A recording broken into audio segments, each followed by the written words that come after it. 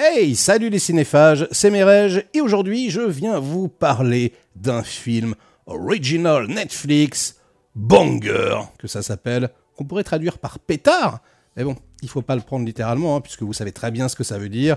Un banger, c'est un morceau imparable qui fait brûler les dance floors. Voilà, vous êtes obligatoirement obligé de bouger la tête, de danser dessus. Si vous l'entendez en boîte de nuit, voilà, puis logiquement ça devient un hit, un tube. Donc, est-ce que le film est un banger? C'est ce qu'on va voir. C'est une comédie. Vous savez que moi, je suis pas trop comédie. En plus, c'est une comédie française. J'aime pas particulièrement ça, mais j'ai eu envie de le voir puisque dans le rôle principal, on a Vincent Cassel. Et moi, j'aime vraiment énormément Vincent Cassel, qui est un peu comme une boîte de chocolat. Hein. Vincent, on sait pas trop. Voilà, parfois, il est extrêmement bien dirigé, il est génial. Et puis d'autres fois, il peut être transparent ou même voire très mauvais. Il a besoin vraiment d'être dirigé. Et là, franchement, je vous l'annonce, d'entrée, il est excellent. Et c'est pour ça que le film est sympathique. Allez, je vais dire ça comme ça. Même si, allez, c'est pas un banger, loin de là. Mais c'est tout de même relativement sympathique. Donc, comme j'ai pris un poil de plaisir, j'ai décidé de le chroniquer sur la chaîne. Alors, c'est réalisé par Somi. Alors, c'est un sobriquet, évidemment. C'est le véritable nom de Bertrand Lagros de Langeron, qui est en fait le graphiste du label Headbanger. Donc, voilà, le label de Justice, par exemple. Hein, c'est quelqu'un de très talentueux. C'est sa deuxième réalisation, en fait, puisqu'il y avait une série sur Canal+, pendant le confinement, voilà, qui s'appelait 6 fois confiné. Et il avait donc réalisé un petit segment avec Vincent Cassel, donc qui en fait jouait le même rôle, celui de Scorpex, donc un DJ qui avait autrefois beaucoup de succès et qui là se retrouve au creux de la vague. Donc je vous lis le synopsis officiel. Scorpex, un DJ autrefois célèbre, est aujourd'hui en perte de vitesse. Il a l'occasion de revenir au sommet lorsqu'un agent de la DGSI le recrute pour faire tomber Vestax, son jeune rival en pleine ascension. Alors voilà, son rival, hein, c'est Mister V. Moi, j'écoute pas du tout. Personnellement, je trouve pas qu'il soit incroyable dans le rôle. Mais bon, c'est pas non plus la cata. Hein. Je veux dire, il s'en sort relativement bien. Il a de l'autodérision. Et si vous voulez, ce que j'ai apprécié dans ce film, c'est que globalement, tout le monde joue en mode premier degré. Voilà, moi, j'aime beaucoup ça. Je déteste quand c'est surligné, hein. Quand tu joues un fou, que tu te mets un entonnoir sur la tête, je trouve ça ridicule. En revanche, comme c'est fait comme dans Didier, par exemple, hein, Bakri, il est full premier degré. D'ailleurs, Chabat aussi, hein, il joue vraiment de façon très naturelle le chien, d'une certaine façon. Bah là, ça me fait rire parce qu'il y a un décalage poétique.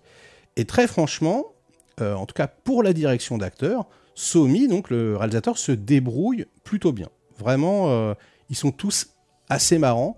D'autant plus, et alors là, gros big up, hein, voilà, puisque j'étais son coach voilà, dans ma jeunesse, Alexis Maninti, donc, qui pop là dans une comédie, c'est pas souvent qu'on le voit faire ça, hein, il est plus abonné au rôle dramatique, et là, il s'en donne à cœur joie. Vraiment, j'avais l'impression de le revoir à la bonne époque Courtrage-mais, vraiment, il se lâche complètement, on voit vraiment qu'il s'amuse, et globalement, tous les comédiens ont l'air de s'amuser, franchement. Enfin, je pense qu'ils ont passé un bon moment de poilade ensemble à faire le film. Et donc, bah, ils arrivent, franchement, à nous emporter un petit peu. Clairement, le film voilà, est rigolo sur plusieurs aspects. Il y a certaines scènes qui fonctionnent bien. Après, bon, il y a tout de même des défauts, et pas qu'un peu. Premièrement, la réalisation, c'est pas incroyable du tout. C'est très télévisuel, ça fait relativement téléfilm, j'ai trouvé. La photographie également, c'est pas formidable. On se rappelle pas d'un plan en particulier, quoi. Hein. C'est vraiment, comme je vous dis, les prestations de comédiens. Les musiques proposées en mode un peu électro, parce qu'on va singer quelque part les David Guetta, les choses comme ça. Hein. C'est sympathique, c'est pas dégueulasse. Enfin, je veux dire, ouais, y a quand même de la bonne zik. C'est pas trop mon genre de musique, mais je veux dire, ça va. C'est quand même crédible pour ce genre de truc. Et puis, voilà, au niveau du montage, bon, bah, c'est pareil, quoi. C'est le minimum syndical. Mais comme je vous dis, on n'est pas là pour ça, on est là pour se détendre un poilou, on est là pour voir des acteurs sortir un peu des sentiers battus. Même Vincent Cassel d'ailleurs, hein, c'est vrai qu'il a un potentiel comique assez important, mais il est rarement utilisé. Donc je trouve que là vraiment il fait des étincelles. Franchement j'ai vraiment beaucoup aimé sa prestation. Donc on va aller voir ce qu'en disent un peu les critiques. On a le Parisien par exemple qui nous dit: si le scénario n'évite pas quelques facilités ou raccourcis, Banger remplit haut la main sa mission divertissante. Je suis assez d'accord, on va le synthétiser comme ça. Première, nous dit: scénario hautement improbable qui sert de prétexte à se moquer d'une certaine frange de la musique électronique et à laisser son acteur principal s'épanouir dans la bouffonnerie. Cassel, impérial, joue avec un premier degré judicieux ce grand loser qu'il prend un plaisir communicatif à confronter à des situations absurdes. C'est parfaitement ce que je disais. Moi, je suis en total accord avec cette critique. Et puis on a quand même certaines critiques qui sont négatives, comme par exemple celle de Libération, voilà, qui nous disent: une tentative grotesque de satire des noces de l'électro et de la mode qui ressemble plutôt aux symptômes de ce qu'elle aurait voulu dénoncer. Et alors ça, c'est pas faux. C'est vrai qu'en plus le film s'appelle Banger, je suis assez d'accord, c'est-à-dire que il aurait fallu vraiment l'excellence pour pouvoir vanner avec autant d'impertinence, j'ai envie de vous dire. Et là, c'est vrai que du coup, c'est un peu comme si tu faisais un film moyen en te foutant de la gueule d'un autre art qui est quand même, quand il est bien fait, ultra quali. Du coup, c'est vrai qu'il y a il y a quelque chose qui fonctionne pas vraiment. Le film n'est pas assez bon pour emporter l'adhésion.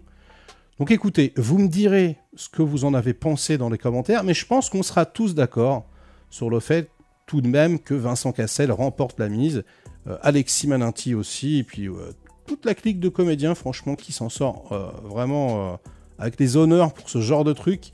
Je répète encore une fois que c'est vraiment pas ma tasse de thé. Eh ben, c'est à vous de jouer. Et sur ces bonnes paroles, ce sera la fin de cette critique, mais pas de la vidéo, puisque vous le savez désormais, sur la chaîne, les vidéos deviennent interactives. Une petite image subliminale pop à chacune de mes critiques. Voilà. Elle est planquée dans la vidéo, ça peut être du début à la fin. Hein. Voilà, un petit flash. Donc sans mettre sur pause, essayez déjà de la retrouver. Voilà, vous regardez l'image sans cligner des yeux et vous essayez de deviner le titre du film. Si vous n'y arrivez pas, mettez sur pause, hein, ou voilà, mettez au ralenti. Et si vous pensez avoir deviné le titre, eh bien vous l'inscrivez dans les commentaires. Et dans la vidéo suivante, je vous donnerai la réponse.